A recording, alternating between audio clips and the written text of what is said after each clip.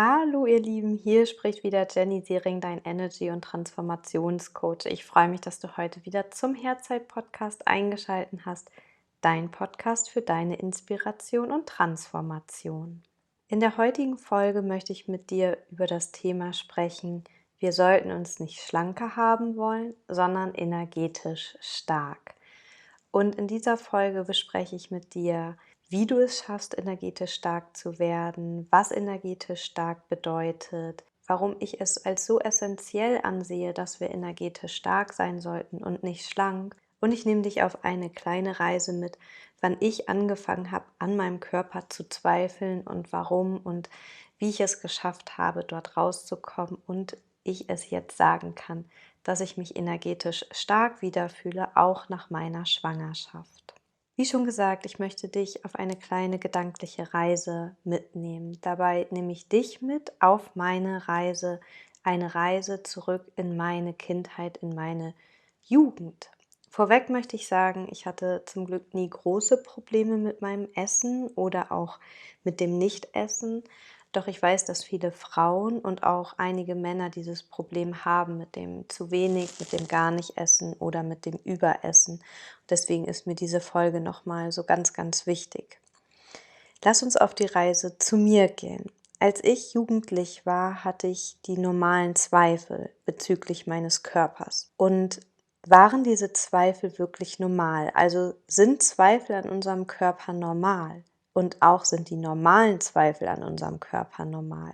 Ich würde gerne ein neues Bild für dich, für mich und für viele andere Menschen formen. Ein Bild und ein Gefühl, welches wir an unsere eigenen Kinder geben dürfen. Ein Bild, welches wir an Kinder unserer Freunde geben dürfen.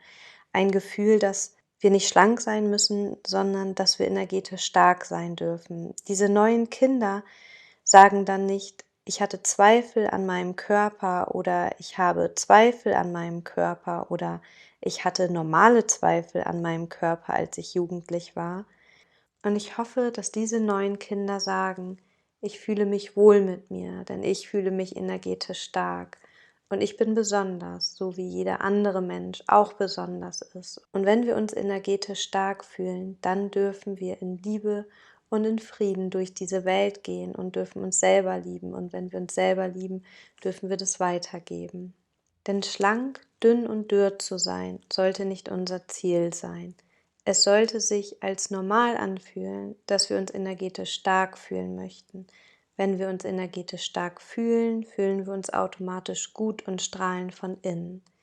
Wer von innen leuchtet, wird im Außen schöner, weiser und liebender wahrgenommen. Also weg mit dem Dünnsein, her mit dem energetisch Starksein. Wie war das jetzt bei mir in der Jugend? Meine ersten Zweifel fingen an, als ich auf Eurosport in den Sommerferien nachts die Dauerwerbesendung gesehen habe. Menschen mit perfekten Körpern, die ihre Bauchmuskeln gestärkt haben, die gerade und super weiße Zähne hatten, Frauen, die sexy und schlau waren, Lebensmittel, die versprachen, in Windeseile abzunehmen. Da es nachts kaum andere Sender früher gab und ich in Dauerschleife diese Werbesendung konsumiert habe, ist in meinem Unterbewusstsein ein Bild abgespeichert worden von einer perfekten Frau. Wie soll eine perfekte Frau sein? Wie hat sie auszusehen? Was nimmt sie zu sich? Wie ist sie? Mein Unterbewusstsein hat mir dann immer wieder zu verstehen gegeben, ich brauche diese Produkte, damit ich auch so schön und so schlank werde und somit so glücklich. Dabei war ich gar nicht dick. Ich flehte also meine Eltern an über Monate, dass ich diesen einen besonderen App-Flex bekomme. Vielleicht kennst du das Gerät. Ein Gerät, was es macht, dass man ein Sixpack bekommt. Mein App-Flex kam dann irgendwann und ich war schnell ernüchtert, da ich merkte, dass ich nicht nur 20 Mal mit diesem Gerät auf meinen Bauch drücken musste, um ein Sixpack zu bekommen. Mein Bauch blieb schlank und eine gute kleine Babyspeckschicht war immer noch über meinem Bauch, doch immer noch kein Sixpack, denn ich hätte ja mehr üben müssen, als nur 20 Mal mit meinem App-Flex auf meinen Bauch zu drücken. Also ich hatte kein Sixpack und ich war nicht so schlank wie die aus der Werbung und auch nicht so schlank wie manch andere Freundin von mir. Ich hatte nun unterbewusst ein Bild in meinem Kopf abgespeichert, ein Bild, wie eine schöne, perfekte Frau zu sein hatte.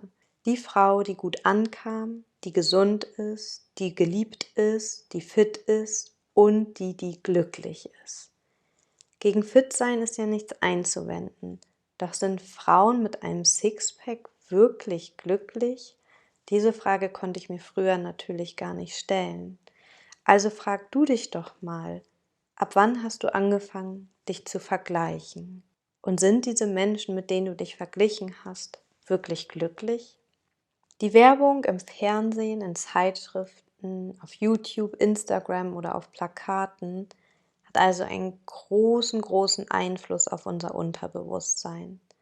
Es sei denn, wir werden uns irgendwann dessen bewusst. Und meistens, wenn wir uns dessen bewusst werden, verbannen wir dann auch die Werbung in unserem Leben. Werbung sagt uns, wir brauchen noch etwas zum Glücklichsein. Wir sind noch nicht komplett. Werbung versteht es, auf unseren Mangel einzugehen, auf unsere Unzulänglichkeit, auf unser Nicht-Perfekt-Sein. Und doch sind wir alle perfekt. Wir sind nur alle anders. Werbung will verkaufen. Wie verkauft sich etwas gut? Es verkauft sich nur gut, wenn wir uns nicht gut fühlen. Wenn wir uns nicht gut fühlen und wir denken, es fehlt uns was, dann haben wir das Gefühl, mit diesem Produkt, was wir kaufen, werden wir uns besser fühlen. Und dann werden wir es kaufen. Schließlich geht es ja den Influencer, die mit diesem Produkt jetzt Werbung machen, auch besser, oder? Und da ist die Krux. Unser Gehirn denkt, dem anderen geht es besser mit dem Produkt XY. Doch ist sie wirklich glücklich? Wir alle sind Profis darin, uns Masken aufzusetzen und zu sagen, mir geht es gut, ich habe keine Probleme. Ich aber selber bin Fan davon, wenn wir sagen würden, ich habe heute meine Herausforderung. Mir geht es dort und dort gerade nicht so gut oder ich habe dort und dort meine Herausforderung. Wie geht's dir gerade? Wenn wir ehrlicher werden, werden wir erkennen, dass Menschen um uns herum auch die Möglichkeit haben, sich zu öffnen. Und wenn wir dann verstehen, dass das 20. neue Kleid uns noch nicht besser fühlen lässt oder jedenfalls nicht auf Dauer besser fühlen lässt, und wenn wir alle verstehen, dass wir alle unser Päckchen auf diesem Planeten zu tragen haben und wir uns anfangen zu öffnen und darüber zu erzählen, ich glaube, dann brauchen wir irgendwann keine Werbung mehr. Was wir lernen dürfen ist, wenn wir uns energetisch stark fühlen, dass wir uns dann automatisch gut fühlen. Und wenn ich mich energetisch stark fühle, brauche ich nichts weiter als gutes Essen, meine Familie, ein Dach über den Kopf und vielleicht auch mal ab und zu eine gute Dusche und natürlich Schlaf. Eigentlich nicht mehr. Naja, ich bräuchte dann vielleicht noch meine Tools, die mich weiterhin in meiner energetischen starken Qualität bleiben lassen. Ich möchte dich jetzt einmal noch mal kurz mit auf die Reise nehmen nach meiner Schwangerschaft. Nach meiner Schwangerschaft habe ich mich überhaupt nicht mehr energetisch stark gefühlt. Es waren neue Hormone, kaum Schlaf, ein ganz anderer Tagesrhythmus, wenn man das überhaupt Rhythmus nennen kann, und kaum Zeit für mich und stillen. Und mein Körper war von der Geburt einfach ganz schön kaputt. Somit weiß ich, wie wichtig es ist, dass wir wieder in unsere Kraft kommen. Nicht nur für uns, sondern für unsere Familie. In der Zeit war ich viel anfälliger für Krankheiten, viel anfälliger für Kritik. Ich wollte mehr Dinge kaufen, ich wollte kompensieren. Ich habe viel mehr Zucker gegessen, mich viel schlechter ernährt, weil mir die innerliche Energie fehlte. Ich war in einer Spirale, ganz kurz gefangen, und meine Energie wurde immer weniger, weil ich dann auch noch Dinge getan habe, die meiner Energie nicht gut taten. Und dann irgendwann hat mein Körper es geschafft, sich auch wieder selbst zu heilen. Denn unser Körper ist ein Selbstheilungswunder. Und wir dürfen auf diesen Körper vertrauen. Und gleichzeitig dürfen wir uns immer darauf besinnen, dass wir diesem Körper und unserer innerlichen Energie mehr Kraft geben dürfen. Und ich habe dann irgendwann angefangen, meine neuen Lifestyle-Basics wieder rauszuholen. Die neuen Basics werde ich gleich auch nochmal mit dir besprechen. Die habe ich aber auch in der Folge 99 schon im Herzeit-Podcast besprochen. Also, unser Körper ist ein Selbstheilungswunder und gleichzeitig dürfen wir ihm immer wieder helfen, in seine energetische Kraft zu kommen. Was heißt denn eigentlich, energetisch stark zu sein? Energetisch stark zu sein heißt für mich, dass mein Energiesystem wie meine Chakren, Meridiane, meine Auraschichten ausgeglichen sind. Ein energetisch starken Mensch kann so schnell nichts aus der Bahn werfen. Er hat seine Herausforderungen, doch er kann sie gut handeln. Eine energiestarke Frau weiß, wer sie ist, wie sie wirkt, was sie braucht und was ihr nicht gut tut. Sie versteht, dass sie gut mit sich umgehen darf, sie gut mit sich sprechen sollte, sie sich selber und anderen vergeben darf und sie weiß, dass sie die volle Verantwortung für ihr Tun hat. Sie ist sich bewusst, dass wenn sie sich etwas Gutes tut, dass sie mehr geben kann, sie automatisch mit ihrem Körper im Reinen ist und sie sich mal nicht energetisch stark fühlt, dann weiß sie, wie sie wieder in ihre Kraft kommt. Was passiert, wenn du energetisch stark bist? Wenn du energetisch stark bist, kannst du alles erreichen. Du kannst besser alte Glaubenssätze wandeln, die dir nicht mehr gut tun. Du gehst besser mit dir und deiner Umwelt um. Du fühlst dich in Frieden. Du hast nicht mehr so viele Sorgen und nicht mehr so viel Kummer. Du fühlst dich nicht nur energetisch stark, sondern auch dein Körper ist stark. Du achtest auf dich und du bist in einem innerlichen, zufriedenen Zustand.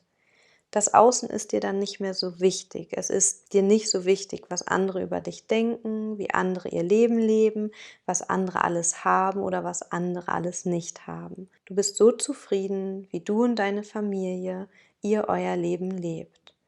Werbung kann bei dir nicht mehr so anhaften. Auch Nachrichten bringen dich nicht mehr so in die Angst oder du lässt schlechte Nachrichten nicht mehr in dein Haus. Du möchtest jetzt wahrscheinlich auch wissen, wie du es wieder schaffst, energetisch stark zu werden. Und ich habe eben schon von den 9 Basics gesprochen, die ich wieder in mein Leben ziehen durfte. Und wenn du magst, kannst du dir die Folge 99 nochmal anhören, 9 Basics, die dein Leben energiereicher und glücklicher machen. Natürlich setze ich den Link auch in die Shownotes. Oder du meldest dich zum Herzletter an, dort bekommst du die 9 Basics nochmal in die Tiefe als PDF-Download.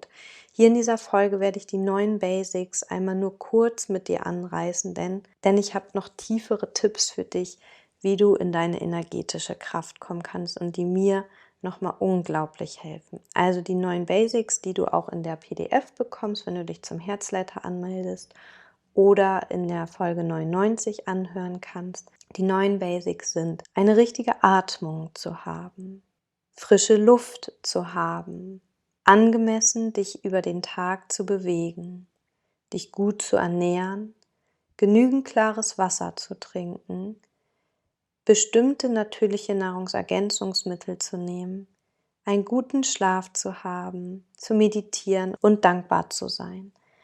Wenn du mehr darüber in die Tiefe gehen möchtest, wie du richtig atmest, welche frische Luft, welche Bewegung, welche Ernährung, welches Wasser, welche Nahrungsergänzungsmittel, wie du gut schläfst, welche Meditation, wie du in Dankbarkeit gehen kannst, kannst du das alles hören oder dir im Herzletter bekommst du sofort den Link zum Download zu deiner PDF. Nun kommen jetzt aber meine energetischen Booster-Tipps und die mache ich über Jahre schon, doch auch nach meiner Schwangerschaft war das gar nicht so easy. Und zwar ist es für mich immer noch die Meditation, aber gleichzeitig die Meditation auf meine Wurzeln. Ich versuche mich so gut es geht zu erden. Das heißt, ich gehe in einer Meditation, wo ich mich wirklich schwer fühle, wo Wurzeln aus meinem Becken wachsen dürfen, wo ich mich mit Mutter Erde verbinde, mit der Schwere und gleichzeitig gebe ich alles ab an Mutter Erde, was ich nicht mehr brauche und verbinde mich dann mit dem Licht um mich herum. Das heißt, meditieren auf die ersten Chakren ist für mich unglaublich wichtig. Dann der nächste Punkt ist bei mir Yoga. Yoga ist für mich wirklich der Boost für meine Chakren, für meine Meridiane, für meine Energiehöhlen. Und Yoga ist nicht nur Körperarbeit, sondern was Yoga macht, ist, dass es unser Energiesystem wieder harmonisch macht. Deswegen solltest du noch kein Yoga machen, versuch es doch einfach mal. Du wirst nach und nach merken, wie es dir energetisch besser geht. Dann, was du auch immer schauen darfst, ist, wie redest du mit dir selber und über andere.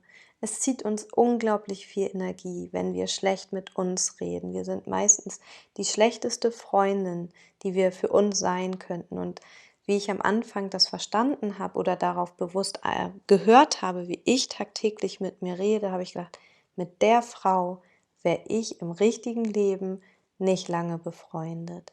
Also schau, wie redest du mit dir selbst und auch über andere. Denn immer wenn du über andere sprichst, ist das eigentlich ein Thema, was du mit dir noch hast.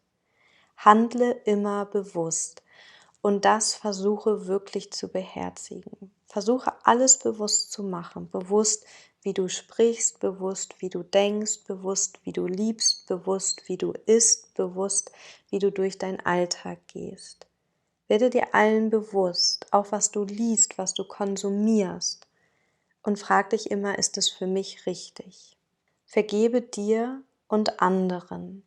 Vergebe dir für alles das, was du in deinem Leben getan hast. Vergebe dir für alles das, was du nicht getan hast. Und vergebe auch anderen, was sie dir angetan haben oder nicht angetan haben, gemacht haben oder nicht gemacht haben. Nimm du wieder die Verantwortung für dein Leben in die Hand. Dann der nächste Punkt, was mir unglaublich hilft, ist Schattenarbeit. Das heißt, nicht nur in Licht und Liebe zu gehen, sondern auch wirklich aufzuräumen, was ist da in deinem Keller? Was willst du dir nicht ansehen? Was macht dir Angst? Warum magst du in manche Themen nicht reingehen? Warum schiebst du manche Dinge weg? Das Unterbewusstsein zieht uns so unglaublich viel Energie. Aber wenn wir uns bewusst werden, was wir alles noch in unserem Keller, in unserem Gullydeckel haben, dann dürfen wir aufblühen. Sorgen liebevoll erkennen. Erkenne liebevoll, dass du dich sorgst. Erkenne liebevoll, dass du Ängste hast und nimm diese Sorgen und Ängste an. Und frag sie vielleicht auch, was möchtest du mir sagen, was brauchst du gerade? Das ist auch Schattenarbeit, dass du nicht sagst, ja, wir müssen nur Liebe spüren, wir dürfen nur Freude, Friede spüren. Nein, wir dürfen auch die anderen Ressourcen spüren und die liebevoll zu erkennen und sie nicht wegzudrücken, das gibt dir so unglaublich viel Energie, denn alles, was du dir anschaust, das darf gehen. Alles, was du mit deinem zudeckelst, das zieht dir Energie. Was mir auch hilft, sind Atemübungen. Also lass wirklich Leben in deine Lunge. Wenn du magst, kannst du dich mit Pranayama mehr beschäftigen. Das ist die Kunst des Atems, welches uns die alten Yogis schon beibringen wollten. Überprüfe, ob du richtig atmest. Was für mich essentiell und wichtig für meine Energie ist, ist mein Glauben an etwas Größeres, ein Glauben, dass da mehr ist als nur wir Menschen, dass da mehr ist, was größer, liebender, geborgener ist, was uns unterstützt, was immer da ist. Ich könnte meine Arbeit nicht machen, wenn ich nicht wüsste, dass etwas mit mir zusammenarbeitet und ich nur der Kanal bin. Wenn ich oder auch du verstehst, dass wir eigentlich nicht auslaufen können mit unserer Energie, dass so viel Energie im Universum ist. Wir dürfen bloß uns wieder mit dieser Energie verbinden und dürfen verstehen, dass wir der Kanal für diese Energie sind und die darf durch uns fließen. Das heißt, mein Glauben an etwas Größeres ist ganz essentiell. Dann für mich wichtig ist die Stille. Einfach mal in die Stille zu gehen und zu horchen. Was möchte mein Körper? Was braucht er gerade? Einfach nur horchen, du brauchst auch gar nicht fragen. Setz dich einfach hin, geh in eine leichte Meditation und geh in die Stille, geh auf deinen Atem. Und mein super, super, super Tool, und das kommt wirklich jetzt am Ende, ist Sitting in the Power. Und Sitting in the Power ist, dass ich mich mit etwas Höherem verbinde, mit meinem geistigen Team. Das Team, was tagtäglich mit mir arbeitet. Und vielleicht ist das alles Humbug für dich. Vielleicht sagst du, es gibt da nichts, was mit uns zusammenarbeitet. Ich glaube daran, dass wir das hier alles auf der Welt nicht alleine machen und ich spüre das tagtäglich, wenn ich Sitting in the Power mache. Sitting in the Power ist für mich eine kraftvollere Meditation, wo ich wirklich sage, ihr Energien, die ihr mit mir arbeitet, fließt durch mich durch, arbeitet mit mir und gebt mir das, was ich brauche, um meinen Alltag hier gut bestreiten zu können, dass ich für Menschen da sein kann, dass ich meinen Job gut machen kann, dass ich Eingebung habe, dass ich kreativ sein kann. Und Sitting in the Power durfte ich, und das möchte ich auch hier ganz explizit sagen, von Baha Yilmaz und Jeffrey Kastenmüller lernen. Und es sind ganz, ganz wunderbare Lehrer und ich liebe sie einfach für ihre Arbeit. Und ich bin so dankbar, dass ich Sitting in the Power jetzt schon über so viele Jahre machen durfte. Und ich habe Sitting in the Power etwas vergessen, wie ich mein Baby geboren habe. Und Sitting in the Power, wie ich es wiederentdeckt habe, war für mich so dieses, ey, es ist so ein kraftvolles Tool und ich möchte einfach, dass so viele Menschen dieses Tool lernen. Durch Baha, durch mich, durch Jeffrey, durch alle anderen, die diese wunderschöne Technik an andere Menschen weitergeben.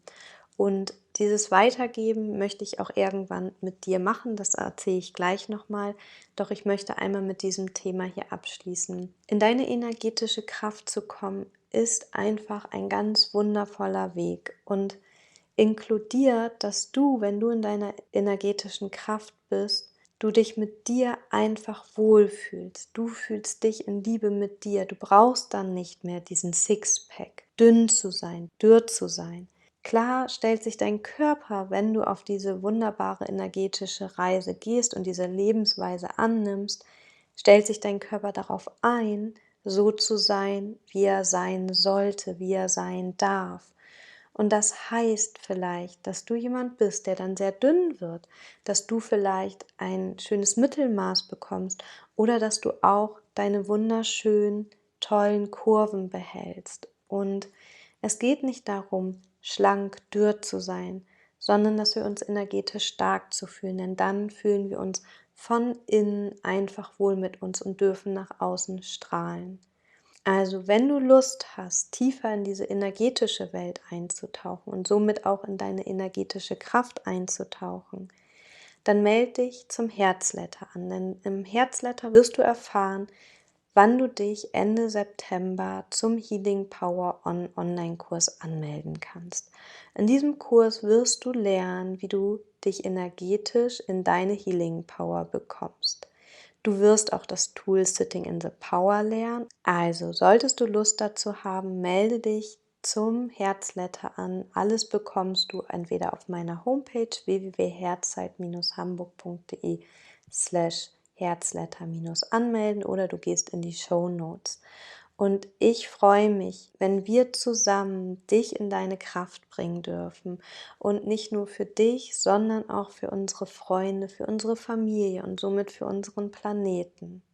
Meine energetische Kraft grüßt deine energetische Kraft, deine Jenny.